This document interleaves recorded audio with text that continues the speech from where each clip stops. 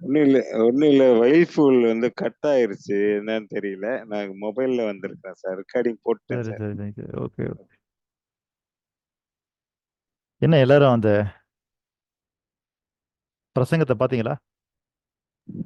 பிரசங்கம் அட்டகாசமான பிரசங்கம் சார். ம். உண்மையிலே. இல்ல. அவங்க அந்த ஒரு நம்பிக்கைத்தன்மைய வந்து அதிகமா சொல்லுவாங்க. அது மதம்னு கிடையாது. அந்த ஒரு அந்த வசனம் ஃபுல்லாவே அதான். ம். அ. சரி. இன்னைக்கு நம்ம அதுல ஒரு தெளிவு பார்க்க போறோம். வேற ஒண்ணும் இல்ல.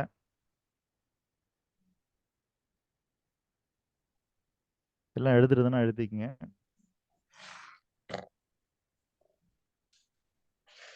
நம்பிக்கை என்பது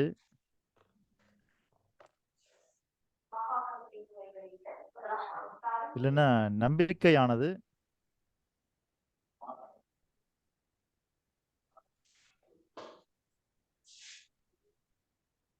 சவுண்ட குறைச்சிங்க. நம்பிக்கையானது தனித்து இயங்காது, நேரடியாகவும் இயங்காது.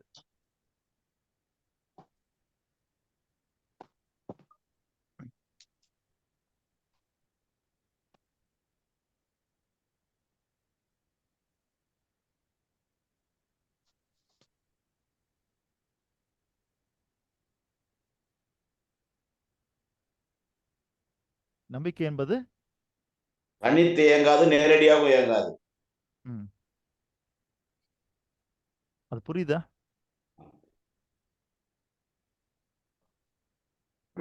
புரியல சார்.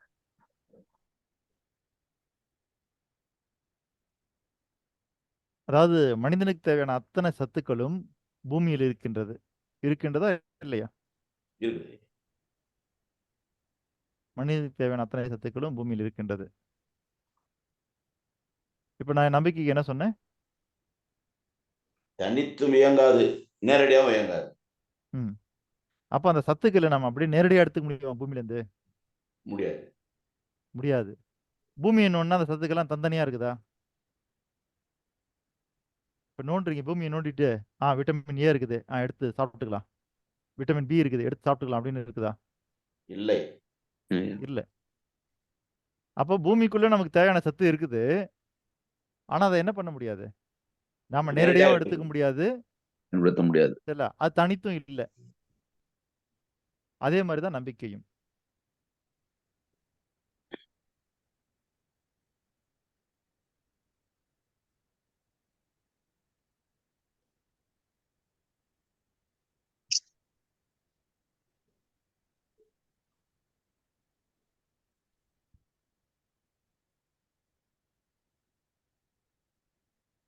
புரியுதுங்களா?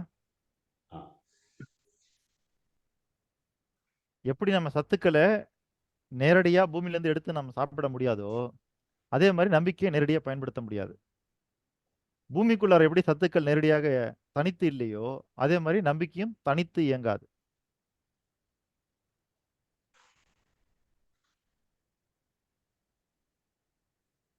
இப்ப நீங்க பாத்தீங்கல்ல, ஒரு பிரசங்கத்தை பாத்தீங்க. அது எந்த மதம் மொழியெல்லாம் தேவையில்ல. அவர் பேசுறது நம்பிக்கையை பற்றி. நாம இப்போ 10 நாளா அதான் பார்த்தோம்.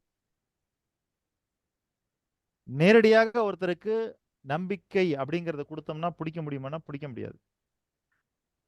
அப்ப அந்த நம்பிக்கை எப்படி வேலை செய்கிறது என்றால், நேரடியா நம்பிக்கையா நம்மகிட்ட வேலை செய்யாது. அது வேற ஏதாவது ஒன்றாக மாற்றப்பட வேண்டும்.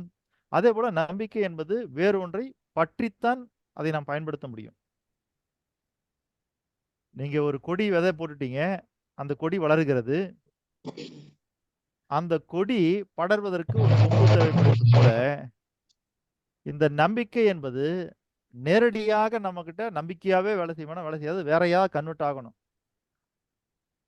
அது எண்ணமாகவோ, சிந்தனையாகவோ, கருத்தாகவோ, எழுத்தாகவோ, சொல்லாகவோ, செயலாகவோ அப்படி கன்வெர்ட் ஆகணும். ஆனா தான் அதை பயன்படுத்த முடியும். அதே போல அது தனித்து இருக்காது. அந்த நம்பிக்கையை நீங்க வந்து என்ன பண்ணணும், எதுலயாவது ஒண்ணுத்துல ஒட்டி தான் வைக்கணும்.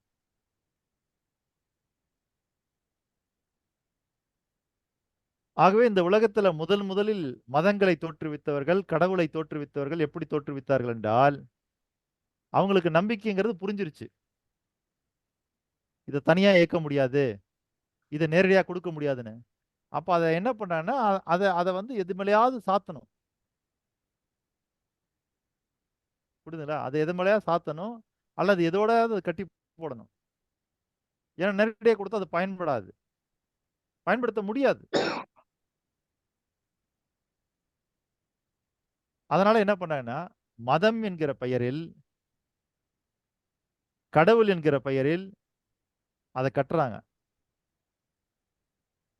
இப்ப நம்மளால நேரடியா உங்களால அந்த நம்பிக்கைய புடிச்சுக்க முடியுமான்னு தெரியாது. ஆனா இப்ப வேற ஒண்ணத்துல கட்டுன பிறகு அத உங்களால புடிச்சுக்கலாம்.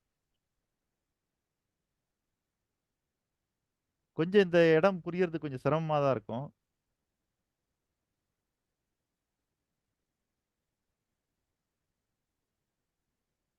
ஆனா இது உள்ள போய் உங்களுக்குள்ள அப்படியே கொஞ்ச நாள் ப்ராசஸ் ஆகணும். சில மாதங்கள் ப்ராசஸ் ஆச்சுன்னா, அப்புறம் உங்களுக்கு அது புரிய வந்துரும்.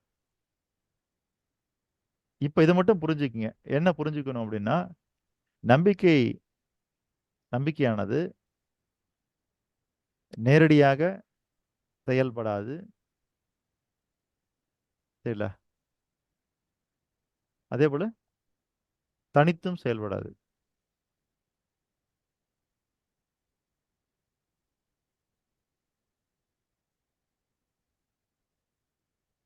அதுக்கு தான் இந்த பிரசங்கத்த போட்டேன் நான் உங்களுக்கு. அப்ப அவர் சொல்லக்கூடிய கருத்துக்கள், கதைகள், சரிங்களா? அவர் படிச்ச அந்த வசனங்கள், இதைக் கொண்டு தான் நாம் என்ன பண்ண முடியும்? அந்த நம்பிக்கைய பிடித்து வைத்துக் கொள்ள முடியும். அதை விட நம்பிக்கையில இருக்கக்கூடிய ஒரு விஷயத்த பார்ப்போம். இப்ப நம்ம ஒரு கார்ன்னு சொல்றோம் இல்லையா? கார்ன்னு ஒண்ணு சொல்றோம். ஒரே வார்த்தை. நம்பிக்கைன்னு சொல்றோம்னு வச்சுக்கங்க. அதுவும் ஒரே வார்த்தை. கார்ன்னு சொல்ற ஒரு வார்த்தைக்கும், நம்பிக்கைன்னு சொல்ற ஒரு வார்த்தைக்கும் என்ன வித்தியாசம்?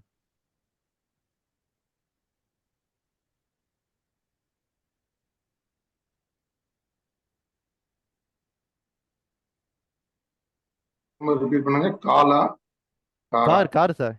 கார் கார் வந்து அனைத்து உறுதி தகுதி பொருட்களும் சேர்ந்த ஒரு மொத்த உருவம். இது கார் என்று நம்பப்படுகிறது. ம். நம்பிக்கைன்றது?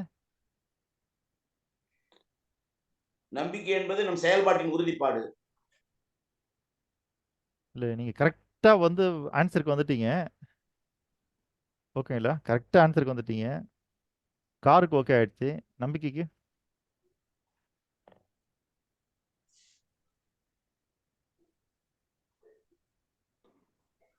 சார், காரோட இயக்கங்களுக்கு காருக்குள்ள இருக்கிற அத்தனை பார்ட்ஸுகளோட ஒருங்கிணைப்பு தான் கார் இயங்க முடியும். அதுல ஏதாவது ஃபால்ட் ஆனாலும் காருன்ற இது இயக்கம் இருக்காது. அதே மாதிரி மனிதனுக்குள்ள இருக்கிற உறுப்புகள் எல்லா இயக்கங்களுக்கும் அடிப்படையா நம்பிக்கை தான் இருக்கு. ஸோ நம்பிக்கை இருந்தால் தான் ஒரு மனிதனால இயங்க முடியும். சரிங்க. அதாவது 2த்துக்கும் என்ன வித்தியாசம்னு பார்த்தீங்கன்னா, கார் என்பது கார் என்பது கூட்டுப் பொருள்களின் மொத்த உருவம். சரிங்களா? கார் என்பது கூட்டுப் பொருள்களின் மொத்த உருவம். அத நீங்க பிரிக்க முடியும். தனித்தனியா பிரிக்க முடியும். அத எல்லாத்தையும் பிரிச்சீங்கன்னா, அதுக்குள்ள இருக்கிற ஸ்பேர் பார்ட்ஸ் எல்லாத்தையும் பிரிச்சுட்டீங்கன்னா, அதுக்கு வேற வேற பேரு. இப்ப கார் எங்க இருக்குன்னு பார்த்தீங்கன்னா, கார் இருக்காது இப்போ. தனித்தனி ஸ்பேர் பார்ட்ஸா மாறிடும். தனித்தனி பேரா மாறிடும். அப்போ கூட்டுப் பொருள்களுடைய மொத்த வடிவம் தான் கார். அந்த மாரி நம்பிக்கைய பிரிக்க முடியுமான்னா, நம்பிக்கைக்குள்ள வேற எதுவுமே கிடையாது நம்பிக்கைய தவிர. அதனால அத அப்படி பிரிக்க முடியாது.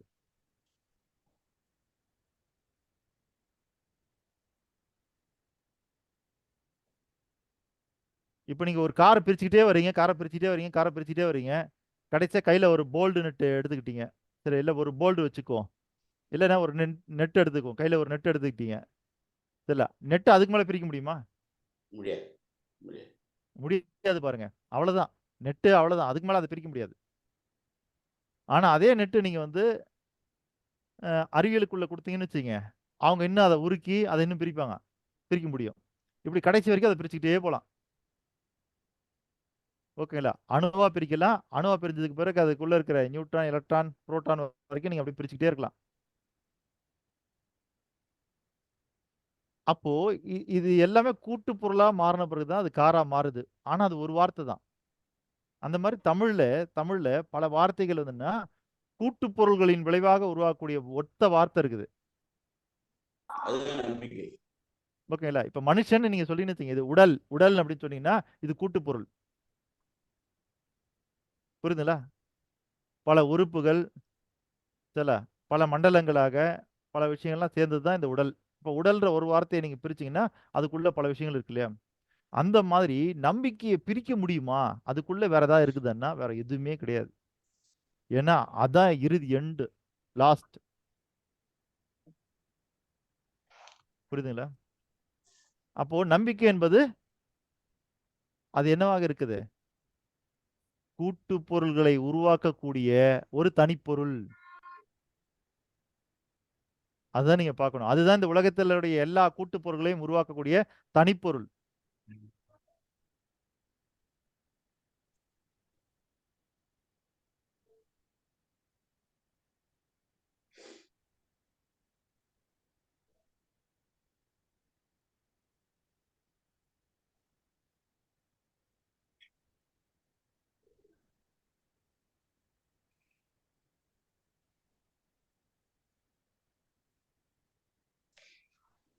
நம்பிக்கை என்பது கூட்டு பொருட்களை உருவாக்கக்கூடிய தனி. நம்பிக்கையை பிரிக்க முடியாது. நம்பிக்கை என்பது கூட்டு பொருளின் தொகுப்பு இல்லைங்களா சார்?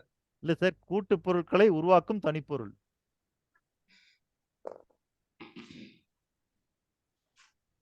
அதாவது நம்பிக்கை நீங்க அதுக்கு மேல பிரிக்க முடியாது, அவ்வளவுதான். இதான் எண்டு. இதுக்கு மேல அதை எதுவாகவும் பிரிக்க முடியாது. இப்ப நீங்க ஒரு கார் கழட்டுறீங்க, கார் கழட்டின உடனே இது இன்ஜின் பார்ட்ஸு, சரிங்களா, இது கிளச் சிஸ்டம் அப்படின்னு தனித்தனியா சிஸ்டமா பிரிச்சுட்டே வந்தீங்கன்னா கடைசியா அப்படியே பிரிச்சுட்டே இருந்தா கடைசியா தான் ஒரு போல்டுலயோ நெட்லயோ வந்து முடியுதுன்னு வச்சுக்குவோம். அந்த எண்டு மாதிரி தான் நீங்க இந்த இடத்துல தெரியல, கார்ன்றது ஒரு வார்த்தை தான், ஆனா அது கூட்டு பொருட்களுடைய மொத்த உருவம். அது இங்க நம்பிக்கைங்கிறது கூட்டு பொருளானா இல்ல, அது தனிப்பொருள். நம்பிக்கையில என்ன இருக்குன்னா நம்பிக்கை மட்டும்தான் இருக்குது.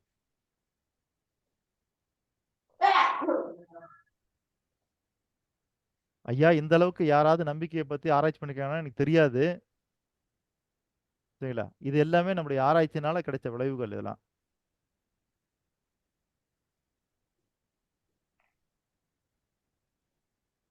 அப்ப நம்பிக்கைங்கிற வார்த்தையை பிரிக்க முடியுமா அப்படின்னா அதை பிரிக்க முடியும், அவ்வளவுதான்.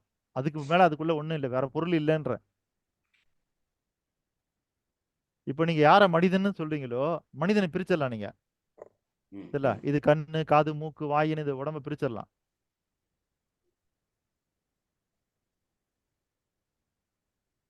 அந்த மாதிரி தமிழ்ல இருக்கிற வார்த்தைகள் எப்படி பெயர் சொல்லல காரண பெயர் இடுகுறி பெயர் என்று இருக்கின்றதோ, அதே போல ஒவ்வொரு வார்த்தைகள்ல இருக்கிற பொருள் இருக்கு இல்லையா, இது கூட்டு பொருள் கொண்ட வார்த்தையா அல்லது தனிப்பொருள் கொண்ட வார்த்தையா என்பது அதுல அடங்கி இருக்குது. அது இலக்கணத்துல எங்கேயுமே குறிப்பிடப்படவில்லை. நம்ம தமிழ் இலக்கணத்திலே இல்லாத ஒண்ணு இது. ஒரு வார்த்தை சொல்றோம்னா அது கூட்டு பொருளா அல்லது தனிப்பொருளா?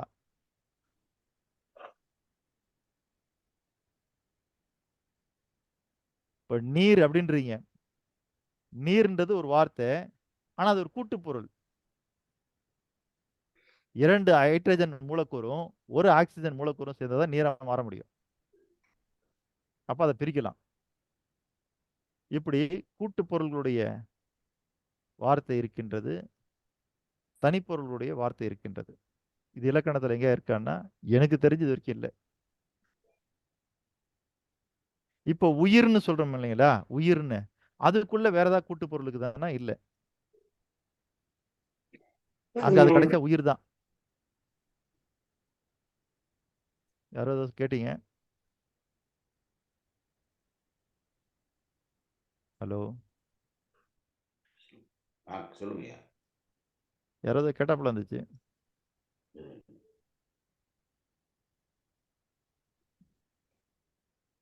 சரி, இப்ப இந்த இந்த விஷயங்கள்லாம் புரியுதா உங்களுக்கு?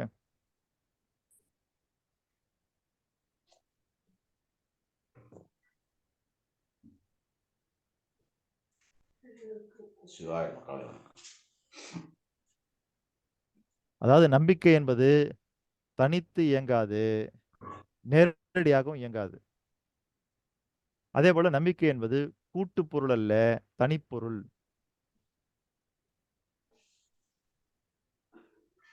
இந்த இடம் வரைக்கும் புரிஞ்சிருச்சா? ம் ம் ம்.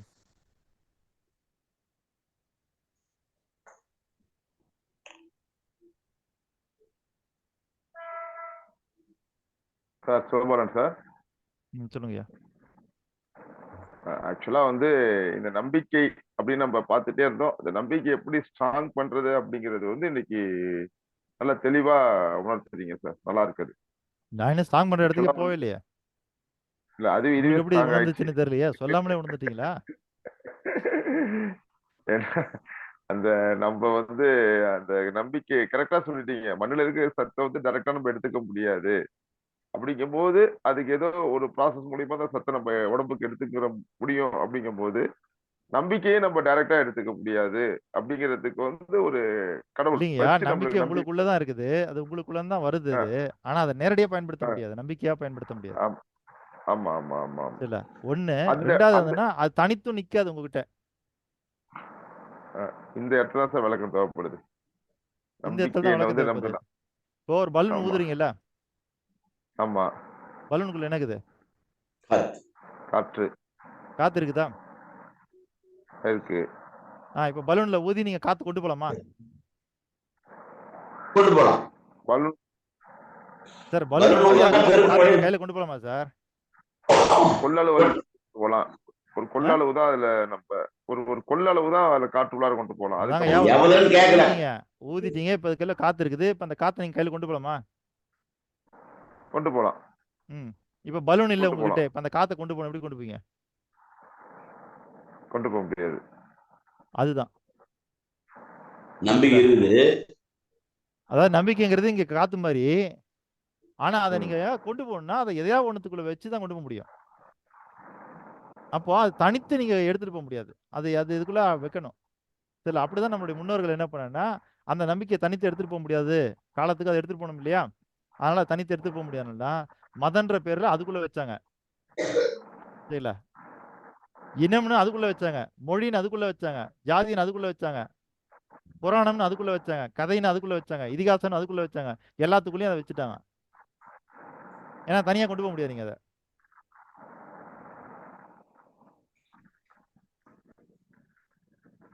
ஆனா நீங்க கொண்டு போலனாலும் அது எல்லா இடத்துலயும் நிறைஞ்சுதான் இருக்குது. ஆனா உங்களுக்கு வேணுங்கிற மாதிரி நீங்க கொண்டு போகணும் இல்லையா? இது ஒரு திரைப்படத்துல காட்டுவாங்கல்ல, விஜய் படத்துல, லப்டப்பதி இல்ல, யாரோ எங்கேயோ பலூன் ஊதுவாங்க, அதை ஓபன் பண்ணா அந்த மனம் வரும்ன்ற மாதிரி ஒரு கட்டத்துல விவேக் ஒரு இடத்துல ஓபன் பண்ணாரு. எல்லாம் வெறும் பான் பராக் வாசனையா வாயில இருந்து வரும் இல்லையா, அந்த பலூன்ல இருந்து. பார்த்திருப்பீங்களா அந்த காட்சிய? பாத்துருக்கேன். அப்போ அதுல என்ன கொண்டு வந்தீங்கதோ அதுதான் அது வெளிப்படுது. அந்த மாதிரிதான் நீங்க நம்பிக்கைய இருக்கு, நமக்குள்ள இருக்கு. ஆனா அதை நீங்க எப்படி பயன்படுத்த முடியும் அப்படின்னா, எடுத்துட்டு போக முடியும் அப்படின்னா, அது எது கூடயா சார்ந்துதான் நிக்கும், தனித்து நிக்காது.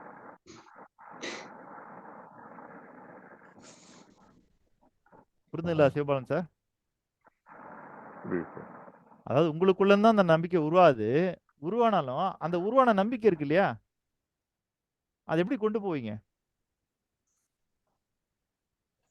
இப்ப அது உங்க வாழ்க்கையில பயன்படணும். உங்களுக்குள்ள உருவான நம்பிக்கை உங்களுக்கு பயன்படணும் இல்லையா? அதை எது கூடயா சார்ந்துதான் ஈக்க முடியாது. உடனே உங்களுக்குள்ள இருந்த அந்த நம்பிக்கையை நீங்க என்ன பண்ணணும், ஒரு கருத்து மேல ஏத்தணும், ஒரு எண்ணத்தின் மீது ஏத்தணும், ஒரு சிந்தனையின் மீது ஏத்தணும். எது மேலயா அதை ஏத்தி வச்சீங்கன்னா தான் அதை நீங்க ஸ்ட்ராங்கா பிடிச்சு வச்சுக்க முடியும். அதுதான் நீங்க உங்க வாய்க்குள்ள இருந்த காத்து தான் பலூனுக்குள்ள ஊதி அந்த பலூன்ல கொண்டு போறீங்க. இப்போ பலூனுக்குள்ள ஊதுனது உங்க வாய்க்குள்ள இருந்து வந்த காத்து. புரியுதுல்ல? அதே மாதிரிதான் நம்பிக்கை உங்களுக்குள்ள தான் வருகிறது. ஆனா அதை நீங்க தனித்து கொண்டு போக முடியாது. அது என்ன பண்ணணும்னா எதையாவது ஒண்ணுத்துக்குள்ள தான் அடைக்கணும் அதை.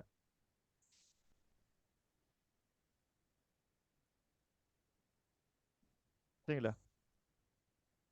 அதே போல நீங்க அந்த பலூனுக்குள்ள இருக்கிற காத்தை நேரடியா கூட பயன்படுத்திக்கலாம். ஆனா இந்த இடத்துல என்ன, நம்பிக்கையை நேரடியாகவும் பயன்படுத்த முடியாது.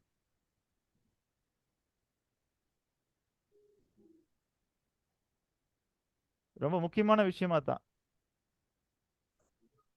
அதே போல இந்த கூட்டுப்பொருள் தனிப்பொருள் இதுவும் உங்களுக்கு தெரியணும். கார் அப்படிங்கிறது ஒரு கூட்டுப்பொருள். இந்த மாதிரி நீங்க தமிழ்ல இருக்கிற ஒவ்வொரு வார்த்தையை பார்க்க ஆரம்பிச்சீங்கன்னா உங்களுக்கு கூட்டுப்பொருளும் தனிப்பொருளும் தெரிய ஆரம்பிச்சிடும்.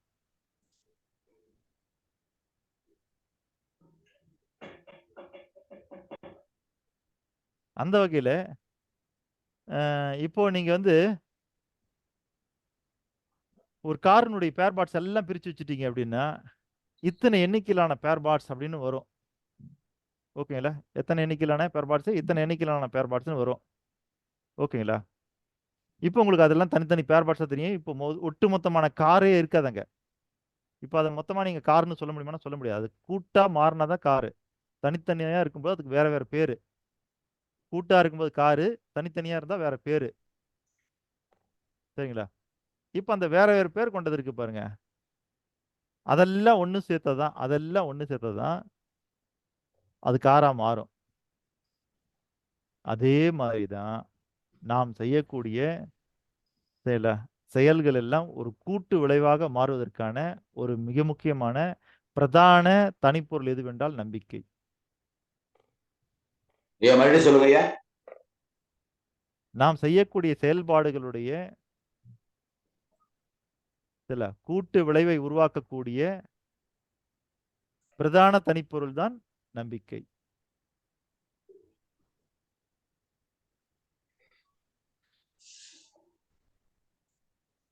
நாம் செய்யக்கூடிய செயல்பாடுகளின் பிரதான தனிப்பொருள் இல்ல, அதாவது நாம் செய்யக்கூடிய செயல்பாடுகள் இருக்கு இல்லைங்களா, அது எதுக்காகனா கூட்டு விளைவை உருவாக்குவதற்காக. ஆகவே நாம் செய்யக்கூடிய செயல்பாடுகளின் சரிங்களா கூட்டு விளைவை உருவாக்கக்கூடிய பிரதான தனிப்பொருள் தான் நம்பிக்கை. பிரதான தனிப்பொருள்.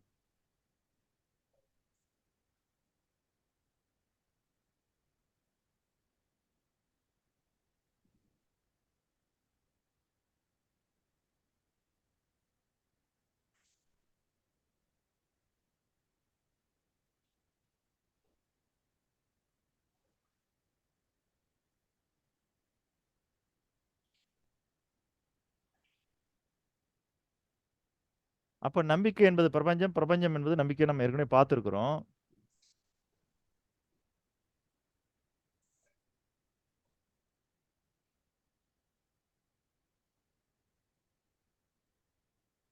அப்போ ஒவ்வொரு மனிதர்களுக்கும் அது நம்பிக்கையா இருந்து இயங்கிக் கொண்டிருக்கிறது. அது தனித்து இயங்க முடியாது, நேரடியா வேலை செய்யாது. அது கூட்டு பொருள் அல்ல, தனிப்பொருள். இது வரைக்கும் தெரிஞ்சுக்கிட்டீங்க நீங்க.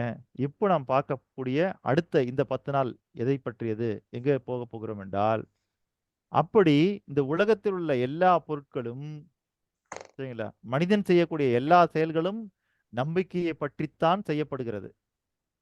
சரிங்களா? நம்பிக்கையை பற்றி தான் செய்யப்படுகிறது. நம்பிக்கை இல்லாம ஒரு செயல் கூட நம்ம செய்யறது இல்லை. அப்போ எல்லா செயல் கூடவும் என்ன இருக்குன்னா டிஃபால்ட்டா நம்பிக்கை இருக்குது. அதே மாதிரி இந்த உலகத்தில் இருக்கக்கூடிய எல்லாத்துக்கூடையும் டிஃபால்ட்டா இருக்கிற ஒண்ணு என்ன?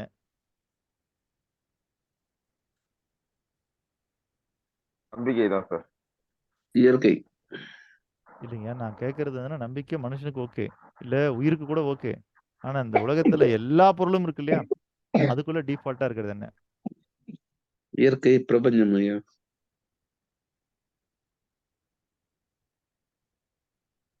எண்ணிக்கை. கலைச்செல்வன் ஐயா சொன்னார் இல்லைங்களா, எண்ணிக்கை. ஆகவே நாம் அடுத்தது நாம் பார்க்க போவது எண்ணிக்கையினுடைய சக்தியை தான். இப்ப இந்த இடத்துல நம்ம நம்பிக்கையை சொன்னோம் இல்லைங்களா, இந்த நம்பிக்கை தனித்து இயங்க முடியாது, நேரடியாக இயங்க முடியாது. அது எதையாவது சார்ந்துதான் இயங்கணும். இப்ப என்ன ஆகுதுன்னு கேட்டீங்கன்னா, இந்த உலகத்துல இருக்கிற நிறைய நம்பிக்கை எதோட சார்ந்து இயங்கிக் கொண்டிருக்கிறது என்றால் எண்ணிக்கையோடு சார்ந்து இயங்கிக் கொண்டிருக்கிறது. ஏன்னா அது நேரடியாக வேலை செய்ய முடியாது. அதனால அப்ப அது என்ன எதோட சேர்ந்து வேலை செய்யுது? நம்பிக்கை என்பது எண்ணிக்கையுடன் இணைந்து வேலை செய்கிறது.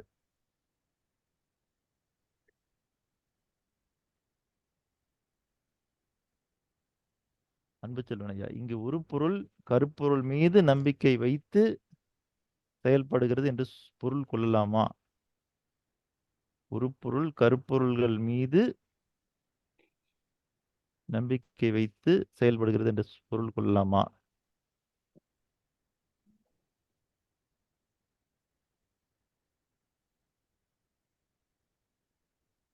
அன்பு செல்வன் ஐயா கேட்டிருக்கீங்க. இல்ல, அதாவது உருப்பொருள் கருப்பொருள்கள் மீது.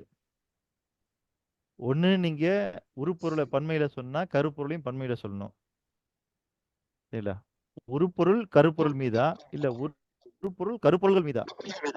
இல்ல ஐயா, ஒரு பொருள் கருப்பொருள் ரெண்டும் தெரிஞ்சதுதான், அது டைப்பிங்ல வந்துச்சு ஐயா. சரி சரி.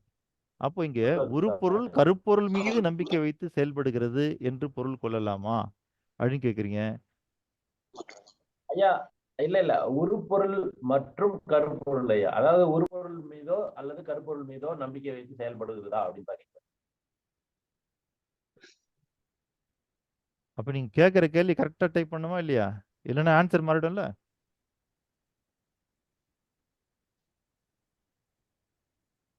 சரிங்களா? இப்போ செல்வம்னு சொல்றோம் இல்லையா? செல்வம் அப்படின்னு சொல்றோம். நீங்க செல்வம்னு சொன்னீங்கன்னா எதையெல்லாம் பட்டியல் போடுறீங்களோ அதெல்லாம் ஏற்கனவே இருக்கின்ற முதன்மை பெயர்கள். அப்ப ஏதாவது ஒரு பொருளுக்கு செல்வம்னு முதன்மை பெயர் இருக்கிறதா? பணம்னு சொன்னா அதுவும் செல்வம் தான். தங்கம்னு சொன்னா அதுவும் செல்வம் தான். வைரம்னு சொன்னீங்கன்னா அதுவும் செல்வம் தான். பெட்ரோல்னு சொன்னீங்கன்னா அதுவும் செல்வம் தான். வீடுன்னு சொன்னீங்கன்னா அதுவும் செல்வம் தான். காருன்னு சொன்னீங்கன்னா செல்வம் தான். அப்போ செல்வம்ன்றதுக்கு ஏற்கனவே ஒரு பேர் இருக்கு இல்லையா? அந்த மாதிரி இங்க உருப்பொருளாக இருந்தாலும் கருப்பொருளாக இருந்தாலும் அது கூட இணைஞ்சிருக்கிறதுன்னா நம்பிக்கை. அது உருப்பொருள் கூடவும் இணைஞ்சிருக்கும், கருப்பொருள் கூடவும் இணைஞ்சிருக்கும். அப்படி இணைந்து செயல்படுறதுதான் நம்பிக்கை.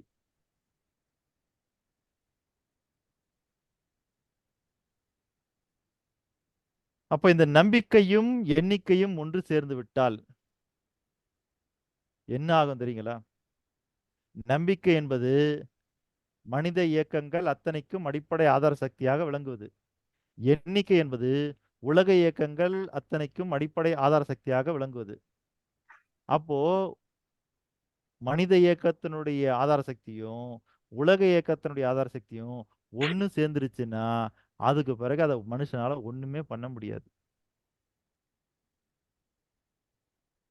புரியுதுங்களா? பணம் என்றால் என்னன்னு நீங்க பார்த்தோம் இல்லைங்களா? அதுக்கு நாம கொடுத்த டெபினேஷன் என்ன? எழுதி வச்சிருக்கோம், யாராவது இருந்தா சொல்லுங்க.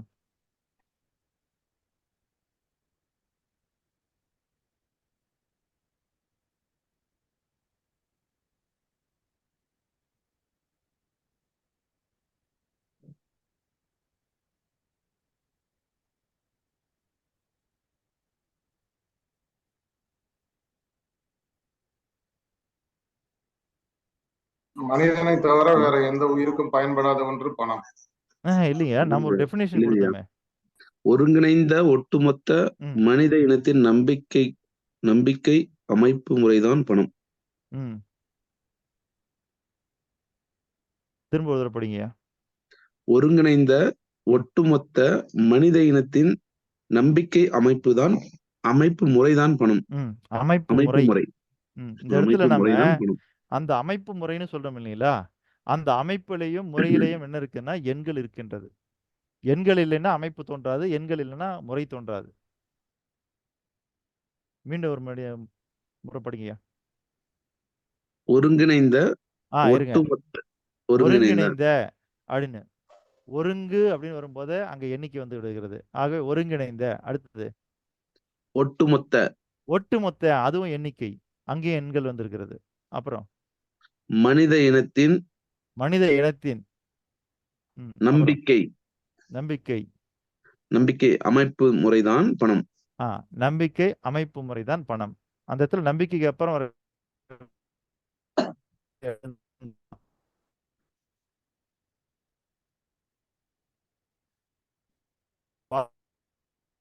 ஒரு தடவை பண்ண முடியுங்க. இணைந்த ஒட்டுமொத்த மனித இனத்தின் நம்பிக்கை சொல்லுங்க ஐயா. அமைப்புதான். அமைப்பு முறைதான் ஒருங்கிணைந்த அமைப்பு முறைதான் பணம். ஒருங்கிணைந்த ஒட்டுமொத்த மனித இனத்தின் நம்பிக்கை அமைப்பு முறைதான் பணம். கிளியர்?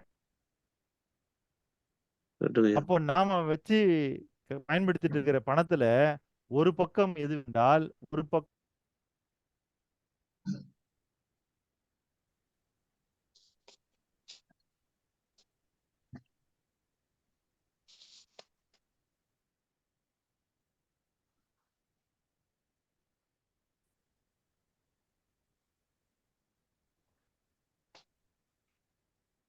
சார் உங்க வாய்ஸ் கேட்கலைங்க சார்.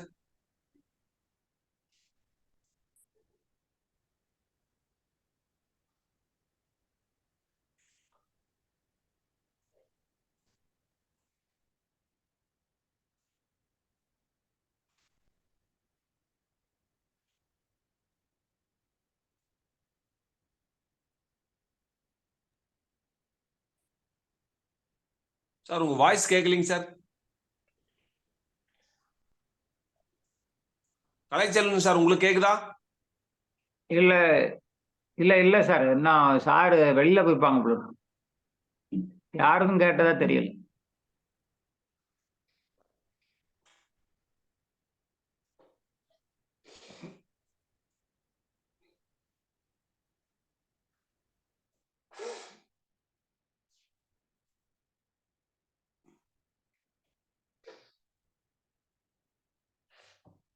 சார் இல்லைன்னு நினைக்கிறேன். ஆமா ஆமா ஐயா, உள்ள இல்ல அவரு, வெளில போய்.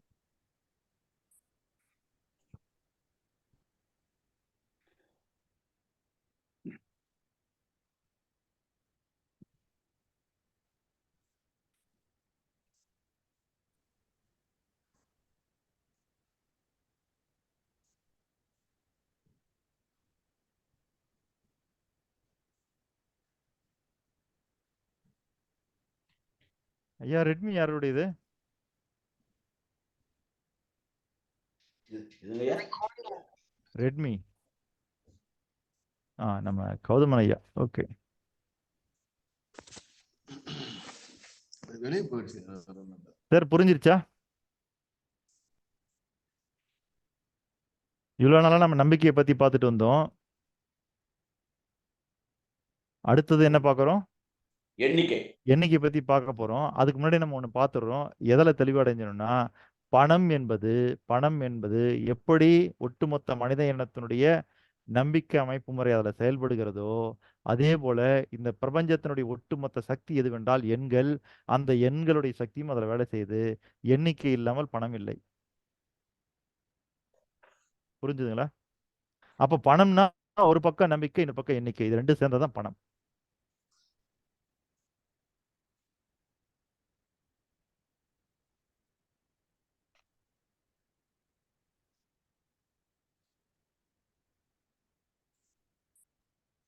ஐயா அந்த எண்ணிக்கைக்கான டெஃபினிஷன் மட்டும் கொஞ்சம் ஒரு வாட்டி. உலக இயக்கங்கள் அத்தனைக்கும் அடிப்படை ஆதார சக்தியாக விளங்குவது எண்ணிக்கை ஆகும். எப்படி நீங்க நம்பிக்கைக்கு மனித இயக்கங்கள்னு போட்டீங்களோ, அந்த இடத்துல அந்த மனித அப்படின்ற எடுத்துட்டு உலக அப்படின்ற ஒரு வார்த்தையை சேர்த்துட்டு அந்த இடத்துல இருக்கிற நம்பிக்கை அப்படிங்கிற வார்த்தையை எடுத்துட்டு எண்ணிக்கைங்கிற வார்த்தை, ரெண்டு வார்த்தையை மாத்திட்டீங்கன்னா அந்த டெபினிஷன் அப்படியே இருக்கும். உலக இயக்கங்கள் அத்தனைக்கும் அடிப்படை ஆதார சக்தியாக விளங்குவது எண்ணிக்கையாகும்.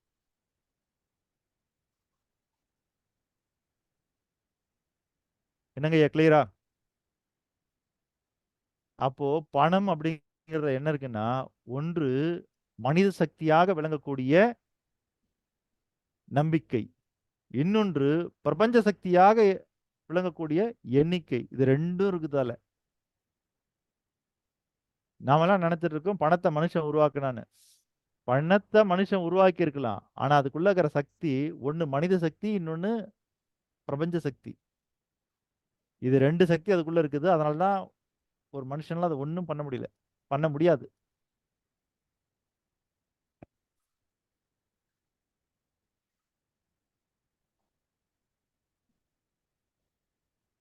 புரியுதுங்களா?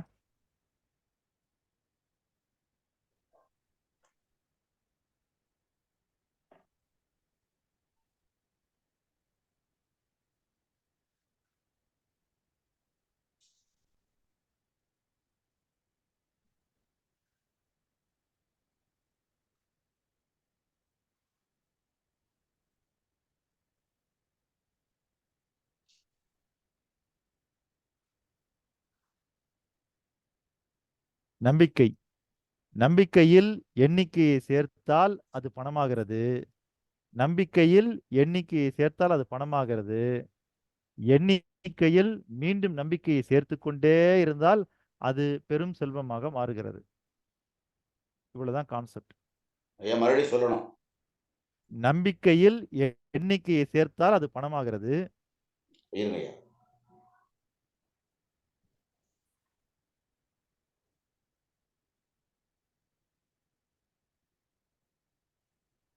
நம்பிக்கையில் எண்ணிக்கையை சேர்த்து விட்டீர்கள் என்றால் அது பணமாகிறது. நம்பிக்கையில் எண்ணிக்கையை சேர்த்தால் அது பணமாகிறது. எண்ணிக்கையில் மீண்டும் நம்பிக்கையை சேர்த்து கொண்டே இருந்தால் அது செல்வமாகிறது. இன்னொன்னு 3 வரி சொன்னீங்க.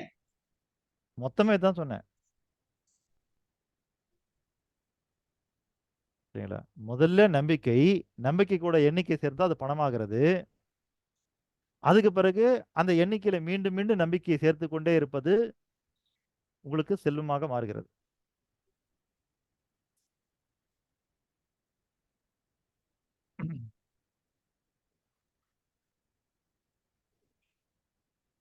அப்போ மற்றவங்களுக்கு எல்லாம் என்ன தெரியுமோ ஏது தெரியுமோ நமக்கு தெரியாது. ஆனா உங்களுக்கு தெளிவா தெரிஞ்சிடணும். பணத்துக்குள்ள என்னையா இருக்குதுன்னு கேட்டா நீங்க சொல்லணும்.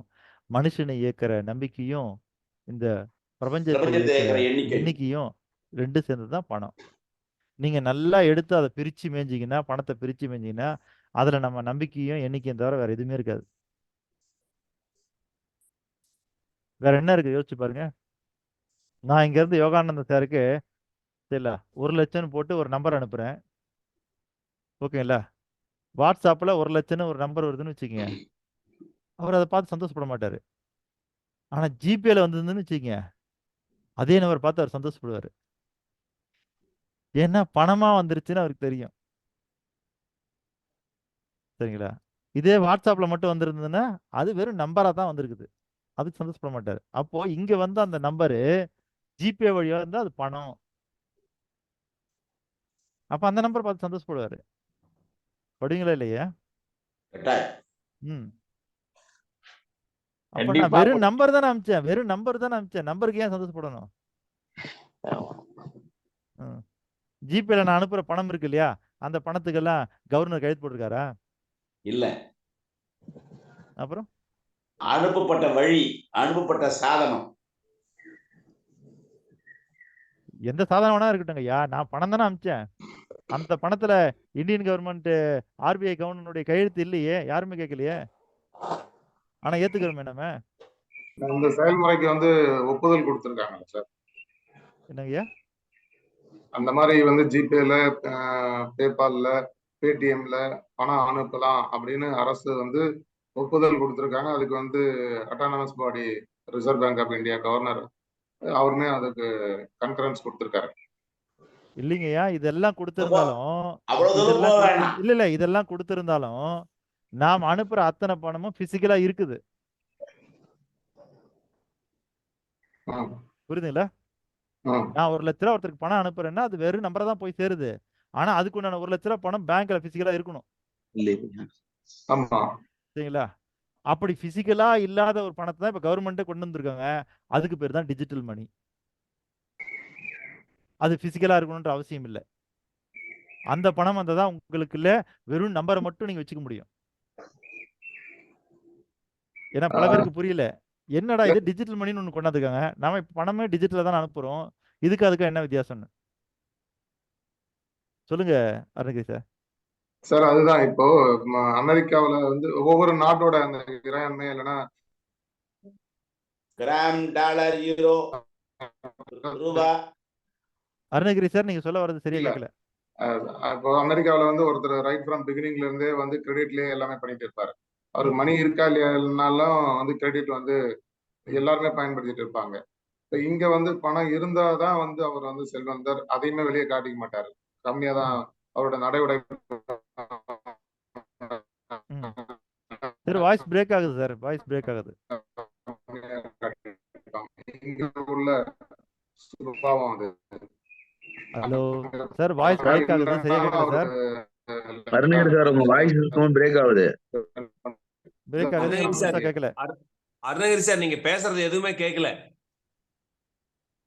அருணகிரி சார் நீங்க எதுவும் பேசுறது எதுவுமே கேட்கலைங்க சார். இல்ல இன்டர்நெட் ப்ராப்ளம் இருக்குன்னு நினைக்கிறேன். நான் ஒண்ணுமே பண்ணல. இப்ப கேக்குதுங்களா? சரி ஓகே சார், நாளைக்கு நல்லா கேட்கும்போது கேள்வி கேளுங்க. இன்னைக்கு முடிச்சிருவேன் இதை. இல்ல இப்போ உங்களுக்கு புரிஞ்சிருச்சுங்களா? டிஜிட்டல் கரன்சிக்கும் நம்ம டிஜிட்டலா அனுப்புற கரன்சிக்கும் உள்ள வித்தியாசம் என்னன்னா, நாம கூகுள் பே அல்லது ஃபோன்பே, ஐஎம்பிஎஸ், நெட்டு, ஆர்டிஜிஎஸ், சரிங்களா, நெஃப்ட், இதுல எதில் அனுப்பிச்சாலுமே பணம் டிஜிட்டலா போகுதே தவிர, ஆனா அதுக்கான பிசிக்கலான பணம் இருக்கிறது. புரியுதுங்களா? நாம டிரான்சாக்ஷன் டிஜிட்டலா பண்ணாலும் அதுக்கான பிசிக்கல் பணம் இருக்குது.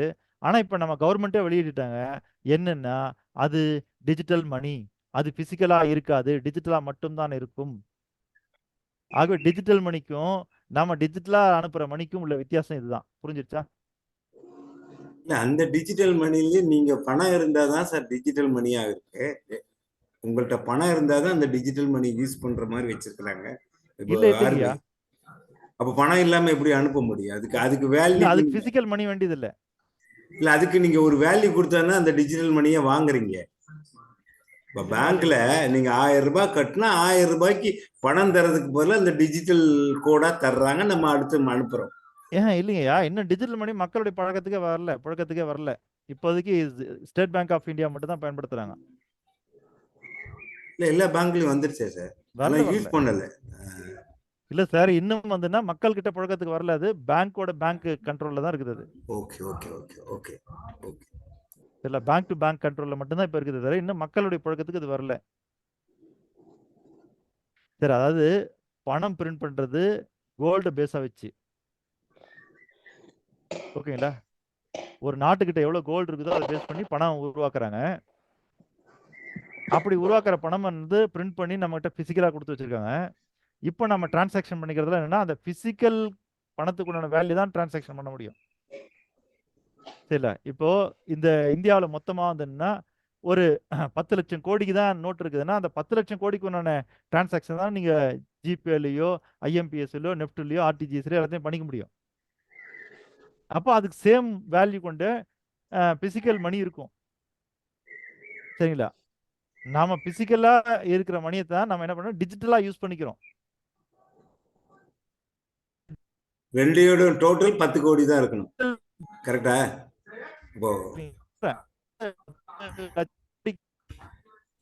என்ன எல்லாமே பிரச்சனையா இருக்கு.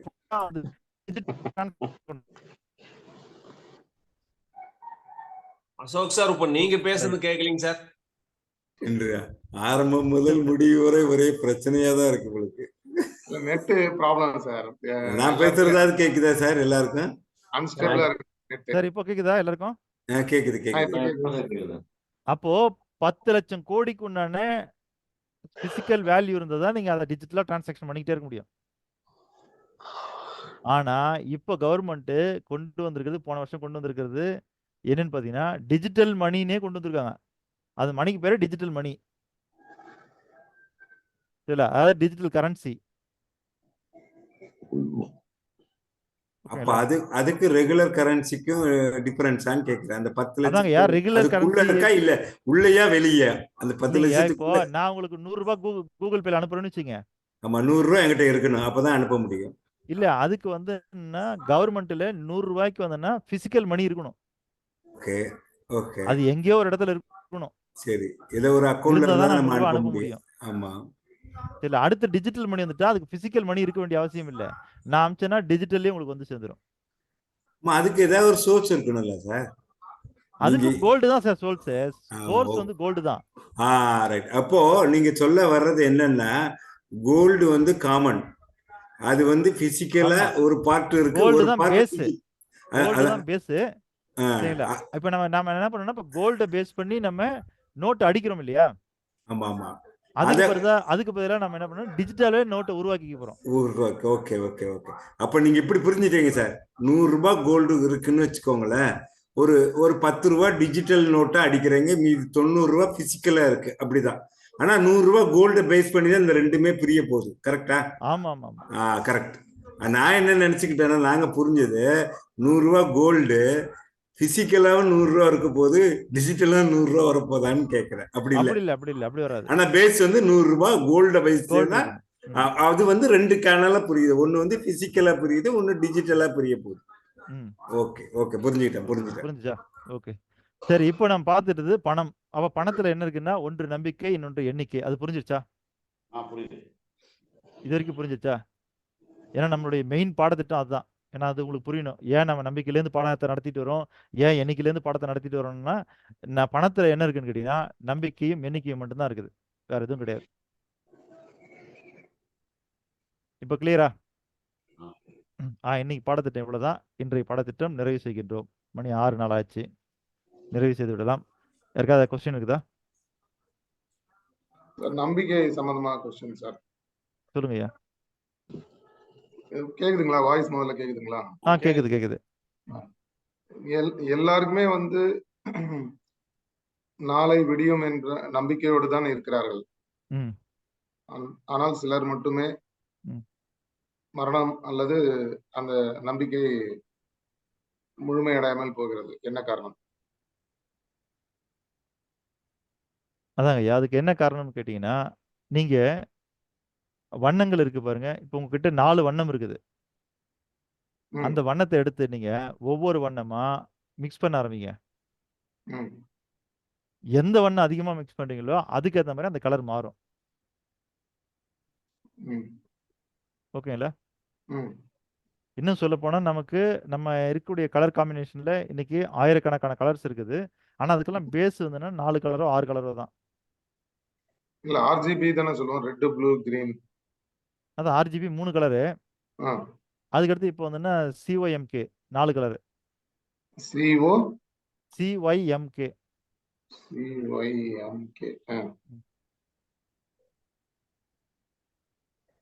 இதுக்கு முன்னாடி இருக்கிற பிரஸ் எல்லாம் பார்த்தீங்கன்னா, கலர்ல ஏதாவது பிரிண்ட் பண்ணியிருந்தாங்கன்னா, அது கடைசியில் ஏதாவது ஒரு மூலையில அப்படியே அந்த 3 கலரை கொடுத்து ஆர்ஜிபின்னு கொடுத்துருப்பாங்க.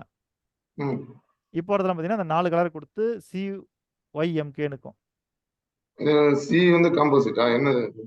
இல்லைங்க, அதை நீங்க நெட்ல போட்டு பாருங்க. 4 கலர் ஆகுது, அவ்வளவுதான். 4 கலர். ஓகே. எல்லோ, மெஜந்தா, அப்புறம் கேக்கு ஒரு பேரு, சீக்கு ஒரு பேரு. ஓகேங்களா? இப்ப 4 கலர். அப்ப அந்த மாதிரி நீங்க, நான் சொல்றது வந்துன்னா, நீங்க அந்த கலரே வேண்டாம். நீங்க ஏதோ ஒரு கலர் வாங்கிட்டு வாங்க. நீங்க சரிங்களா? நீங்க ஏதோ ஒரு கலர், ஒரு 3 கலரோ 4 கலரோ வாங்கிட்டு வாங்க. வாங்கிட்டு வந்துட்டு இப்போ அந்த கலர் 4த்தையும் தனித்தனியா அடிச்சீங்கன்னா 4ம் தனித்தனி நிறம். இப்ப 4த்தையும் ஒரே அளவுல கலந்து அடிச்சீங்கன்னு வச்சுங்க, ஒரே அளவுல கலந்து அடிச்சு பாருங்க. அப்போ ஒரு நிறம் கிடைக்கும். இப்ப அந்த 4ல சரிங்களா, ஏ அப்படிங்கிற ஒரு நிறத்தை வந்துன்னா கூடுதலா அடிச்சு பாருங்க. இப்ப அதனுடைய நிறம் மாறி இருக்கும். இப்போவும் திரும்ப அடுத்த 4 கலர் அடிக்கிறீங்க. அதுல பிங்கிற நிறத்தினுடைய அளவு மட்டும் கூட்டுறீங்க. இப்ப அதனுடைய நிறம் மாறி போயிருக்கும். அடுத்த கலர் அடிக்கிறீங்க. அந்த இடத்துல 4த்தையும் கலந்து மிக்ஸ் பண்ணி அடிக்கிறீங்க. சி மட்டும் கூட்டினீங்கன்னா அந்த கலர் மாறி இருக்கும். புரியுதுங்களா? அந்த மாதிரி உங்களுடைய நம்பிக்கை இருக்கு பாருங்க. அதுல ஏகப்பட்ட நம்பிக்கை நமக்கு உருவாக்கிட்டே இருக்கும். பல கருத்துக்கள் குறித்த நம்பிக்கை உருவாக்கும். நம்பிக்கை ஒண்ணுதான். ஆனா அது சார்ந்து இயங்கும் போது அந்த கருத்துக்கள் பலவா மாறுது நம்ம மனசுக்குள்ளார. அப்போ எது 99%ல இருந்து 99.99% இருந்து 100% மாறுதோ அதுதான் நடக்கும் நம்ம மனசுல. சார் இப்போ எனக்கு தேவை ஒரு 10 பாட்டு தேவை சார். MP3 தேவை. நான் என்ன பண்ணேன்னா 10த்தையும் ஒரே நேரத்துல டவுன்லோட் பண்றேனா?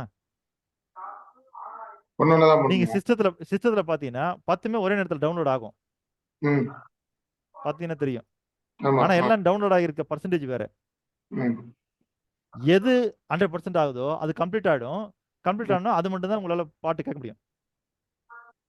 ஓகேங்களா? அப்ப அதுல கம்ப்ளீட் ஆகணும் இல்லையா? நீங்க 10த்தையும் ஒரே நேரத்துல கூட இறக்க முடியும்.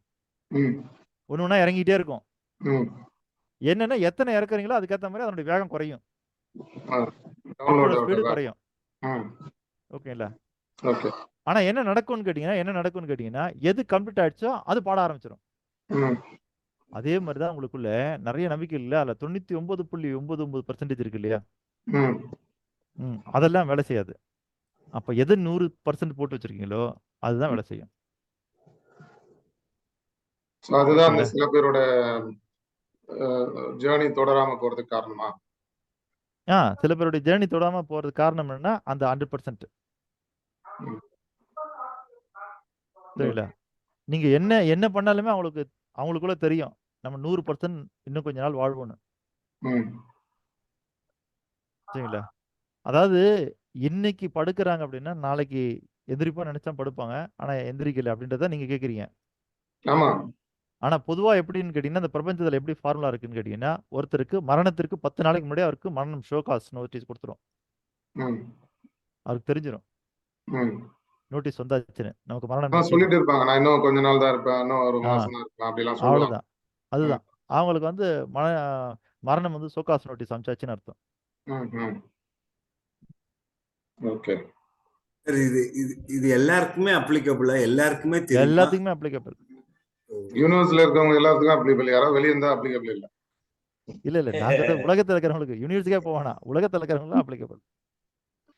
எல்லோருக்கும் அது சரி, இது சாத்தியம். புதிய தகவலா இருக்கு. ஆனா நான் என்ன நினைச்சேன்னா இல்லைங்க, இது ரொம்ப சில பழைய தகவல். உடம்பு சரியில்லாதவங்களுக்கு மட்டும்தான் அந்த வரி ஒரு தகவல் வரும். இல்லைங்க, இது ரொம்ப பழைய தகவல். இது ரொம்ப பழைய தகவல்.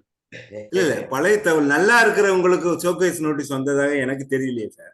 உடம்பு சரியில்லை. நல்லா இருந்தவங்க வரும் சார். வரும். அப்புறம் இன்னொரு தகவல் நான் கேள்விப்பட்டேன், அது உண்மையான தெரியல. ஒரு இறக்கும் பொழுது அவர் 100% உடம்பு கரெக்டா இருந்தாதான் அந்த உயிர் பிரியும் சொல்றாங்க, உண்மையா? நார்மல் ஸ்டேஜுக்கு எப்படி நம்ம தூக்கு தண்டனை கொடுக்கும் போது நல்லா இருந்ததானே எப்படி உடம்பு ஏதாவது குறை இருக்கக்கூடாது. அதாவது இப்போ தூக்கு தண்டனை கொடுக்குறாங்கன்னு வைங்க, மெடிக்கல் ஃபிட் பார்ப்பாங்க. 100% அவன் கரெக்டா இருந்தாதான் அந்த தூக்கு கயிறுல தூக்கு போடுவாங்க. ஏதாவது அவனுக்கு காய்ச்சலோ இல்ல உடம்பு சரியில்லையோன்னா தூக்கு நிறுத்தி வச்சு இன்னொரு டேட் வைப்பாங்க. அது மாதிரி பிரபஞ்சமும் அவரோட உடம்பு கரெக்டா நார்மல் இருக்கு நம்ம அப்படின்னு சொன்னாதான் உயிர் பிரியுதுன்னு சொல்றாங்களா, உண்மையா? நிறைய பேர் இப்ப ஐசியூல வந்து இறந்து போறாங்களா, அதுக்கு பேர் என்ன? ஐசியூல இருக்காங்க சார். நான் என்ன சொன்னா அவங்க நார்மல் ஸ்டேஜ்ல இருக்காங்கன்னு நமக்கு தெரியல. சரி, இப்போ நீங்க ஒரு சமையல் கட்டுல இருக்கீங்க, ஒரு சமையல் கட்டுல இருக்கிறீங்க, மிளகா நெடி ரொம்ப அதிகமா இருக்கு, என்ன பண்ணுவீங்க? தும்பல்ல மிளகா இல்ல சார், நீங்க சமையல் கட்டு விட்டு வெளியே வந்துருவீங்க. வெளியே? ஆமா. புரியுதுல்ல? அப்போ அங்க இருக்க முடியாதனால தான் நீங்க வெளியே வந்தீங்க. Okay okay okay. அப்படி உயிர் உள்ள இருக்க முடியாம எப்போ வெளியில வருதோ அதுக்கு பேரு மரணம். புரியுதுல்ல? நீங்க எப்ப அந்த உடம்ப விட்டுட்டு உடம்புல இருந்து உயிரை கழட்டி நீங்க வெளியே கொண்டு போறீங்களோ அதுக்கு பேரு ஜீவ முக்தி. அது உடம்ப விட்டுட்டு நீங்க வெளியில போறது. கூட்டு பொருள் தனி பொருளாக மாறுவது மரணம்னு எடுத்துக்கலாமா சார்? இல்ல அப்படி சொல்ல முடியாது. ஏன்னா ரெண்டுத்துலயுமே கூட்டு பொருள் தனி பொருளா தான் மாறுது. ரெண்டுத்துலயுமே. ஆமா. சரி, இப்போ என்னன்னா எங்க வீட்டுக்கு நீங்க வரீங்க, இருக்கிற வரைக்கும் இருக்கிறீங்க, முடிச்சுட்டு சரிங்க சார் நான் கிளம்புறேன் நீங்க சொல்லிட்டு கிளம்புறீங்க இல்லையா? ஆமா. அது வேற பொசிஷன். நான் இப்ப உங்க வீட்டுல என் வீட்டுல இருக்காதுன்னு நான் உங்களை பிடிச்சி வெளியே தள்ளுறேன். ரெண்டுமே நீங்க வெளியே போறதுதான். ஆனா ரெண்டுமே ஒண்ணா? ஜீவசமாதி, ஹைபர்னேட் அதான் சித்தர்கள் அடைஞ்ச நிலைய ரெண்டாவது தள்ளுனது. முதல் நிலை வந்து இந்த உடலுக்குள்ள இருக்கிற உயிர் வாழ முடியாம வெளியில போறதுக்கு பேரு மரணம். தெரியல. ஆனா அந்த உயிர் வந்து என்ன பண்ணுதுன்னா இந்த உடம்புல இன்னும் வாழக்கூடிய தகுதி இருக்குது, இந்த உடம்புக்கு இன்னும் தகுதி இருக்குது, இருந்தாலும் நான் வெளியில போறேன்னு முடிவு பண்ணிட்டு சரிங்களா உயிரை நீங்க வெளியே கொண்டு போறீங்க பாருங்க, அதுதான் ஜீவ முக்தி.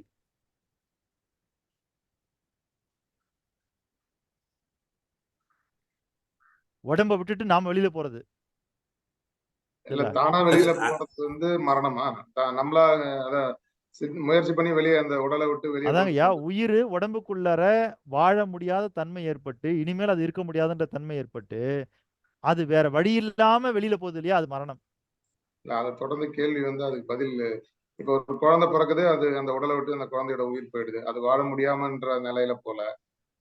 இல்ல ஒரு வாலிபர் நல்லா இருக்காரு, இல்ல ஒரு பெண் நல்லா இருக்காங்க, உடலை விட்டு உயிர் பிரியுது, அது வாழ முடியாத நிலையில இருந்து வெளியில போல.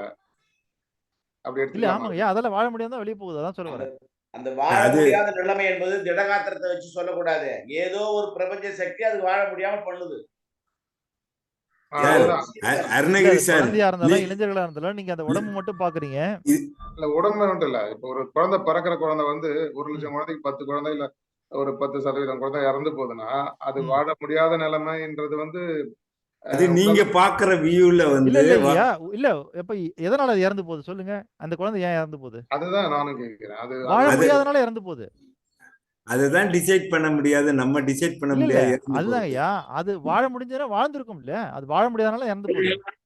அதுக்கு மேல அது இருந்தா பல பிரச்சனைகளை சந்திக்க வேண்டியது சார். இல்ல சார், அங்க இருக்கிற சிம்பிள் கான்செப்ட் என்னன்னா, அந்த குழந்தை உயிர் பெற்று இந்த உலகத்துக்கு வந்துச்சு. ஆனா ஏன் இறந்து போகுதுன்னா அது வாழ முடியாதனால தான் இறந்து போகுது. அந்த உயிர் அதுக்கு வந்து ஒத்து வரலன்னு சொல்லி தானே உயிர் வெளியில போகுது. அது வந்து டெபினிஷன் நம்ம சொல்ல முடியாது. இதனாலதான் போச்சு. நம்ம நினைக்கிறோம் உடம்பு சரியில்லை, ஏதாவது பிரச்சனைனால வெளியில போகுதுன்னு நினைக்கிறோம். குழந்தையாவே உயிரை வெளியில அனுப்பிச்சானா இல்லையே.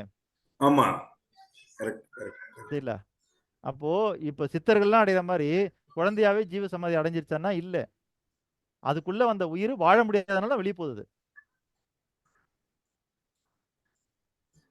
இது நல்லா வாழ்ந்துட்டு இருக்கிறார் ஒருத்தர், நல்லா வாழ்ந்துருக்காரு. திடீர்னு ஒரு ஆக்சிடென்ட், தெரியல, ஒரு காரும் பஸ்ஸும் மோதிடுது. இப்ப அங்க ஒருத்தர் நசிங்கிறாரு. இப்ப அங்க உயிர் வாழ முடியாதுதானே வெளியே போகுது. அது நம்ம அண்டர்ஸ்டாண்ட் பண்ண முடியுது. இது அண்டர்ஸ்டாண்ட் பண்ண முடியலீங்களா? எது சார்?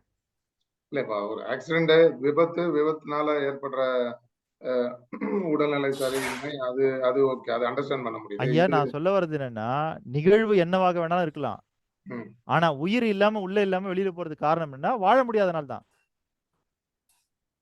சார். இதுதான் பிரபஞ்சத்தோட விதின்னு சொல்றாரு அவர். என்னன்னா, நீங்க வந்து உடம்பு நசுங்கிச்சுன்னா உயிர் போகுது, அதுக்கு ஒரு ரீசன் தேடுறீங்க.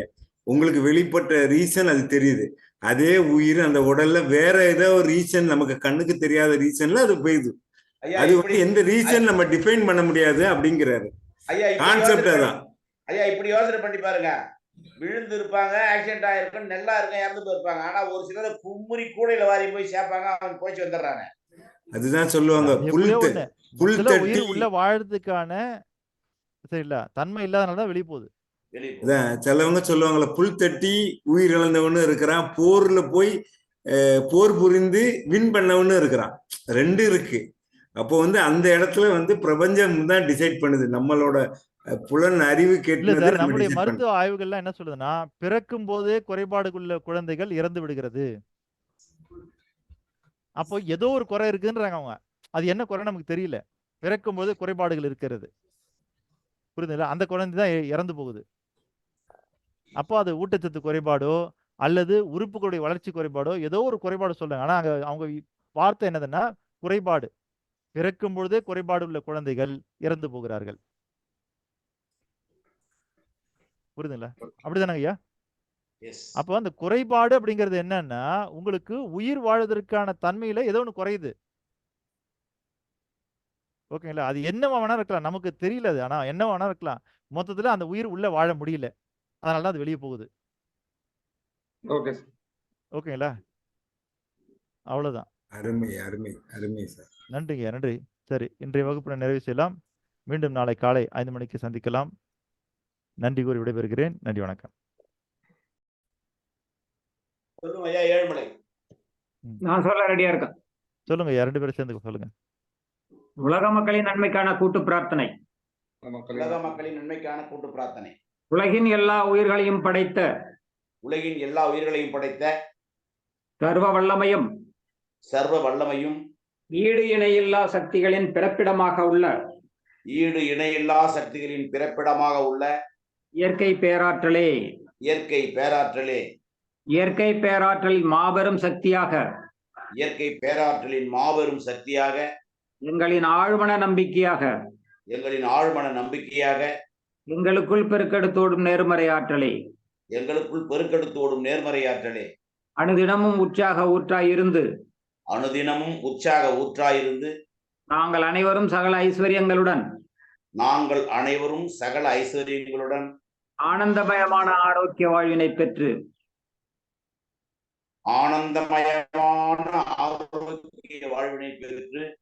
அதிகாரம், ஆளுமை, செல்வாக்கு அதிகாரம், ஆளுமை, செல்வாக்கு, வல்லமை கொண்ட மனிதர்களாக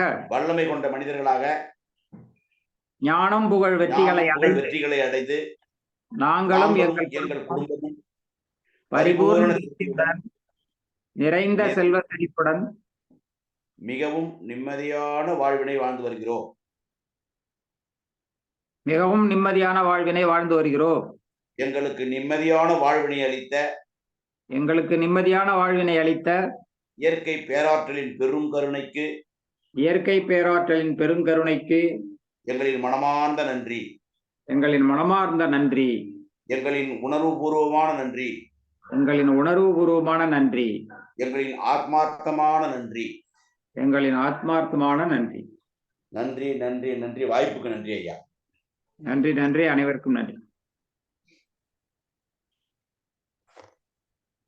யாராவது இதற்கான பொறுப்பு ஏத்துக்கலாமா? சொல்லுங்க ஐயா. இல்ல, ஒவ்வொரு 10 நாளுக்கும் யாராவது ஒருத்தர் கூட்டு பிரார்த்தனைக்கான பொறுப்பு ஏத்துக்குங்க. இந்த 10 நாளைக்கு யார் எடுத்துக்க போறீங்க? சார் லக்ஷ்மி எடுத்துக்கிறேன் சார். வரணுமா அதுக்கு? வருவேன் சார். ஏன்னா அது ரொம்ப முக்கியமான விஷயம். நான் அந்த வார்த்தை சொல்ல மறந்துட்டேன். சரிங்களா? நீங்களே காலையில இப்படி டிமோட்டிவேட் பண்ணக்கூடாது. வருவேன்னு சொல்றவங்கள அப்படி சொல்லக்கூடாது. மேடம் வரணும்னா இதுல ஒரு ப்ரொசீஜர் இருக்கு, அதுபடி வரலையே மேடம். அப்புறம் இல்ல மேடம், நாம என்ன பண்ணணும்னா ஊரார் பிள்ளையை தான் பாராட்டணும், நம்ம பிள்ளைய பாராட்டக்கூடாது. சரி, நீ சரியா செய்யலன்னு சொன்னாதான் இன்னும் நீங்க சரியா செய்வீங்க. ஓகே இல்ல, அதனால நீங்க நம்ம பிள்ளை மாதிரி. சரிங்க சாரோட அன்பு பெற்ற அதிகமான அன்பு பெற்றவங்க நீங்க. ஆமா, இப்படிதான் அரசியல்ன்றது. நீங்க முன்மாதிரியா இருக்கணும். சொன்னேன், அதை வச்சுக்கிட்டு இவர் கொஞ்சம் பின்னி பிணைஞ்சு அப்படி எடுத்து போட்டுருவாரு. இதுதான் அரசியல்ன்றது. அரசியல் பண்ணக்கூடாதுங்கய்யா. நீங்க உங்க குழந்தை முன்மாதிரியா வச்சாதானே சார் நாங்க அதை ஃபாலோ பண்ண முடியும். இல்லையா? அப்ப நீங்க என்ன பண்ணுவீங்கன்னா, இந்த இடத்துல அவங்க மட்டும்தான் அவர் குழந்தை, நம்ம எல்லாம் ஊரா குழந்தைன்னு சொல்லிட்டாருங்க அப்படின்றதுக்கு ஒரு அரசியல் பண்றாரு. அந்த வேலை வேண்டாம். ஒவ்வொரு குழந்தைக்கும் ஒவ்வொரு திறமை இருக்கு, அந்த திறமையை நீங்க பாராட்டுறீங்க. சரி, இப்போ உங்களுடைய வேலை என்ன தெரியுமாமா? சொல்லுங்க சார். 5:50க்குலாம் 5:55க்குலாம் எனக்கு ஞாபகப்படுத்தணும். Okay sir. ஷார்ப்பா 5:55க்கு சார் 5:55 அப்படின்னு. ஏன்னா அது இப்படி சொல்லிட்டீங்கன்னா நான் அதுல இருந்து அடுத்து 5ல 10 நிமிஷம் முடிச்சிருவேன். Okay sir. அப்புறம் நீங்க கூட்டு பிரார்த்தனை முடிச்சுட்டு நம்ம கிளம்பிடலாம். நீங்க ஒரு ஸ்பீட் பிரேக், சாருக்கு ஸ்பீட் பிரேக் காமிக்கிறீங்க. இல்ல, எனக்கு தெரியும் என்னன்னா 5:55 ஆச்சு 6 ஆகுதுலாம் தெரியும். இருந்தாலும் அந்த பொறுப்பை யார்ட்டையும் கொடுக்காதனால சரி நாம இன்னும் கொஞ்சம். இப்போ உயிரை பத்தி கேட்டாரு, ரொம்ப முக்கியமான ஒரு கேள்வி. சரி 4 பேருக்கு தெரியட்டும், இந்த கேள்வி அப்பப்போ வராது, சரி ஒரு பதில் சொல்லுமே நம்ம இழுக்க வேண்டியதா இருக்குது. புரியுதுங்களா? அதுக்கு ஒரு ஸ்பேர் ஒரு ஆள் வச்சுக்கோங்க, 2 பேர் வச்சுக்கோங்க. ஏன்னா இப்ப பாத்தீங்கன்னா இப்ப சில பேர் இப்ப காணாம போயாச்சு, ஏன்னா அவங்களுக்கு அடுத்த வேலை இருக்குது. அப்ப நாம நம்மளுடைய நிகழ்ச்சியை யாரும் காணாம போறதுக்கு முன்னாடியே முடிக்கணும்ன்றேன். ஓகேங்களா? சரிங்களாம்மா? அப்ப 5:55க்கு நீங்க ஞாபகப்படுத்துறீங்க. அதுல இருந்து 5 to 10 நிமிஷத்துக்குள்ள நான் முடிச்சிருவேன். நீங்க கூட்டு பிரார்த்தனை முடிச்சு நம்ம கிளம்பிடலாம். ஓகே, சரிங்க சார். நன்றி. மீண்டும் நாளை காலை 5 மணிக்கு சந்திப்போம் என்று கூறிக்கொண்டு விடைபெறுகிறேன். நன்றி, வணக்கம். Thank you very much.